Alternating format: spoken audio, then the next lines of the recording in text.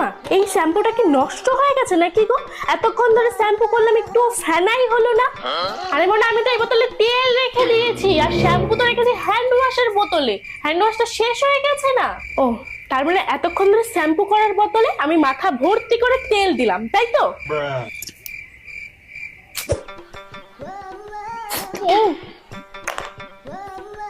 ও মা, এই বিস্কুট গুলোতে সার্ফের গন্ধ কেন বেরোচ্ছে? সার্ফের গন্ধ বেরোচ্ছে? আসলে তোর বাবা না এবার অনেক বিস্কুট এনেছে, আর এই সার্ফের কৌটোটা বড়, তাই জন্য এর মধ্যে বিস্কুট গুলো রেখে দিয়েছি। কিন্তু ভালো করে ধুয়ে নিয়েছিলাম, জানিস তো না?